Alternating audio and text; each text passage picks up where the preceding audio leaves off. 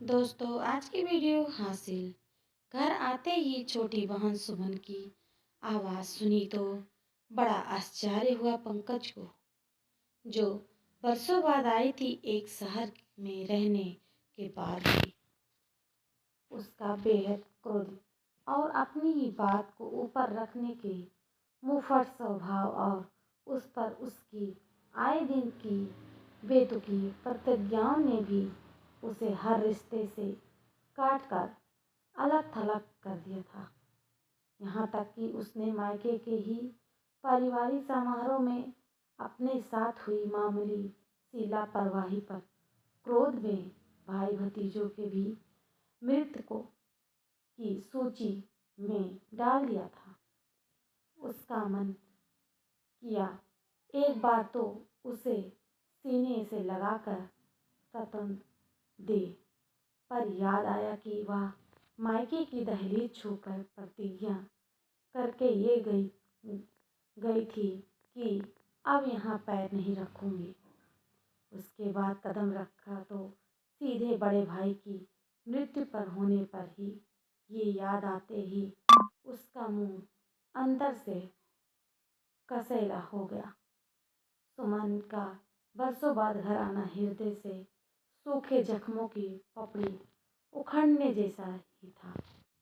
उसे अपनी भावनाओं के अलावा किसी और के मन पर लगी चोटों की परवाह भी हुई है कहाँ। हाँ, उन जख्मों पर नमक मिर्च लगाने उसे बेखूबी आता था।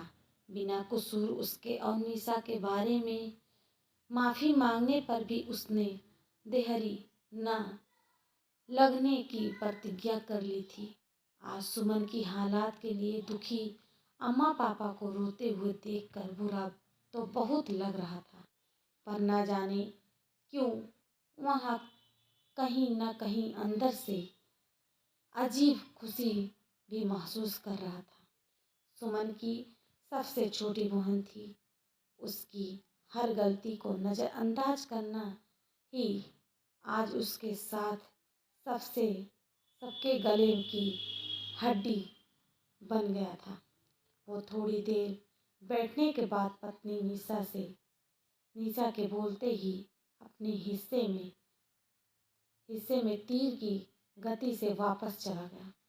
सुनो, ज़्यादा इनके पचड़े में पड़ने की ज़रूरत नहीं। कब तक अपनी बेइज्जती कराओगे? अब मामला इनके बेटे और बहू का है। पत्नी निशा ने सावधानी से फुसफुसाहट भरे स्वर में कहा कि और चाय नाश्ते की ट्रे थमा दी। कहकर पंकज फिर से अपनी सोच में गुम होकर कई वर्ष पीछे गया। चाय अम्मा के कमरे में देते समय उसने सुमन की वो नज़र भी की। जब वहाँ छोटा था, मामूली सी बात पर सुमन बुरी तरह से क्रोध करती थी।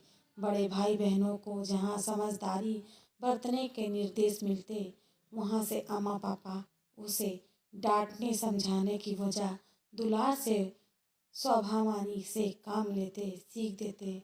यह स्वाभिमानी कब संस्कार मजबूत चौखट लगकर अभिमान और उद्दंड के बदले गया, उसे भी न जाने पाए। उसे याद में आया अम्मा पापा के शहर से बाहर होने पर क्रोध में आकर सुमन ने निशा के रसोई से बाहर निकाल दिया था। वजह खाना बनने में जरा सी देर हुई थी।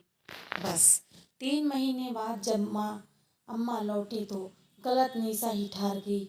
नतीजा 2 चूल्हे हुए एक घर में। सुमन की प्रतिज्ञा के चलते निशा बूंद बूंद पानी के लिए तरस जब तक नया नल नहीं लगा। उसकी छुई चीज़ें अम्मा को भी स्वीकार नहीं थी। सुमन के साथ यह तक कि अपनी शादी में भी भाई भाभी के सारे फर्ज निभाने के बाद भी सुमन मुंह से न बोली और अम्मा पापा अपनी बेटी की बेसेरी पैर की प्रतिज्ञाओं को तबीयत से हवा देते रहे। बिगड़ी आदतों को सुमन दहेज की दम पर ससुराल तो चली गई, पर किसी से भी उसका निवाह न हो सका। देवर देवरानी को उसने अपने दबंग स्वभाव से घर छोड़ने पर विवश कर दिया। और भाई के विरुद्ध उसका साथ देने वाला पति ने भी उसके स्वभाव से अजीज आकर खामोश ओढ़ लिया। अब सब कुछ सुमन और उसके बच्चों के का था और बाकी कठपुतली आखिरकार डोर तो अम्मा पापा के हाथ थी। जब सब जरूरी रिश्तेदारों से डोर कट गई तो न जाने कब उनका तैयारी किया गया कच्चा उन्हीं के हाथ जख्मों करने लगा। जब सुमन का एकमात्र शरण स्थल मायका भी उसके स्वभाव का शिकार हुआ, तब से अब लौट कर आई थी सुमन, जब उसके ही हथियार उसने बेटे बहू पर प्रयोग किया और माँ होने के नाते अपनी चालबाजी को उचित भी ठहराया। पति तो मौन रहा पर बेटे पलाश ने इस बार विरोध तो किया ही, उसके सब कर्मों की सूची भी खोल कर रखते हुए कहा, माँ आपने इन्हें कर्मों के वजह से सबके होते हुए भी मैं अकेला हूँ, कोई रिश्ता हमारे पास नहीं छोड़ा।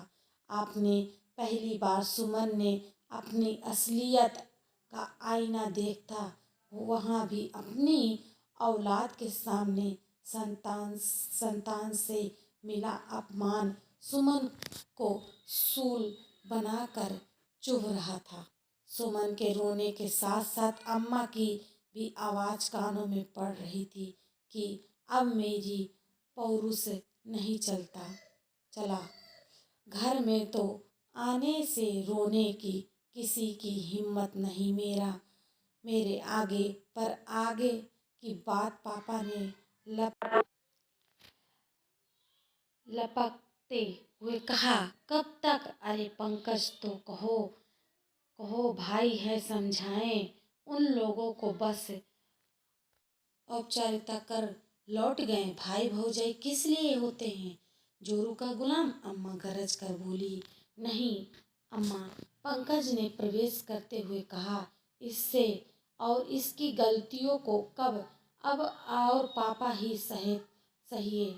अब ये क्यों आई है यहाँ, तो किसी के मरने पर भी न आने का प्रतिज्ञा लेकर गई थी और धीरज भाई के मरने पर ही कदम रखा देहरी पर। अरे बहन दुखी सुखी है, अम्मा के स्वर में थकान है थी। अब दोनों के इसकी गलती की आग में हमेशा घी डालने समझने की बजाय इसका व्यक्तिगत बिगाड़ने में आपका बड़ा हाथ है, सो आप ही जाइए इसके साथ, क्योंकि सबके मन मार चुकी है इससे। अम्मा के होठ इस सच के ताल्लुक से चपक गए। पंकज कैसे साथ दे कोई, इसे कद्र ही नहीं किया रिश्तों की, अपने फायदे और ऐठ को ही इससे पोसा है। आखिर आप दोनों को हासिल क्या हुआ? सिर झुकाए इस बार तमन्ना और धन के लाचार होने के बाद अम्मा पापा मौन थे।